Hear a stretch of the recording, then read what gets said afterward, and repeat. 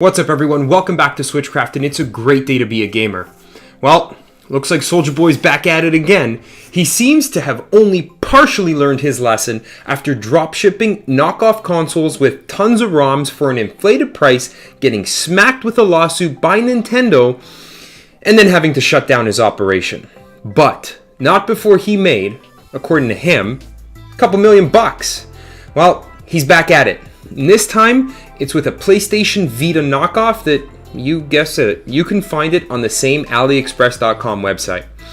I say he partially learned his lesson because he's still drop shipping the dang things, but this time, they don't include any preloaded games. Selling these things is not illegal in and of itself, but what got Soulja Boy pinched last time was that he was selling them with ROMs that are preloaded. Nintendo, being as particular as they are with their intellectual property, or IP, quickly shut it down.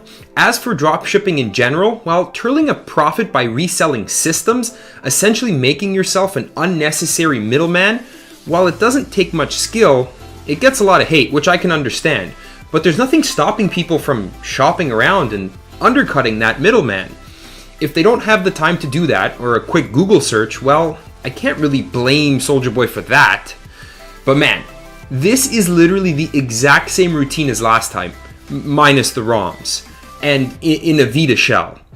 I'm going to throw up his website right here, and let's look through some of the specs and prices for his new handheld.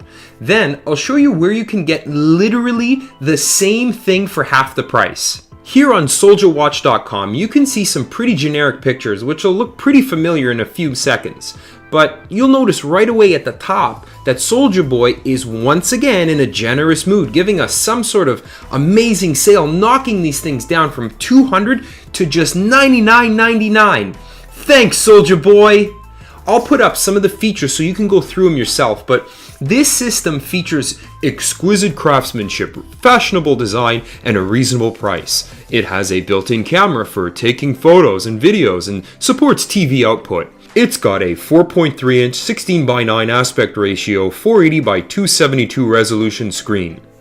That's abysmal and won't even do justice to pretty much any game out in the last 15 or so years, even at its small size. The stereo speakers give you different auditory experiences. That sounds funky. And it's offered in blue, black, red, and white. More on that in a minute too. We see the Soulja game handheld also has 8GB of internal memory. And right here, we have one of the oddest parts of this whole offer. Under what's included, we get one MP5 game player. You'll see what I mean in a minute about that being a little weird when we jump over to AliExpress.com for a second and we search for gaming handheld. Our first result is something that looks pretty familiar. And oh look, here's a bunch of other stuff Soulja Boy used to sell. But let's have a look at this new handheld game console, 8GB memory, 32-bit portable. Yeah, everyone, it's like we thought. The exact same system, except this one has more pictures, more specifications, and a way better description. And most importantly, look at that price. $46.65 per unit. That's less than half. So Soulja Boy is pocketing a cool $53.35 US for every one he sells. And if we scroll down a little bit more, it gets even better. And it gives us some insight into what Soulja Boy might be doing to avoid going to jail.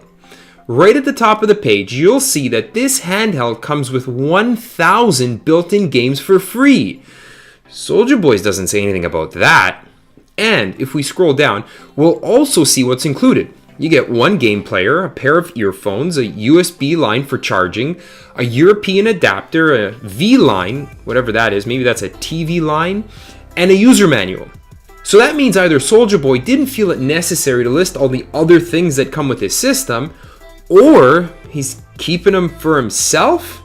Either way, no bueno. But when would he have the opportunity to keep that stuff for himself? Well, here's my theory.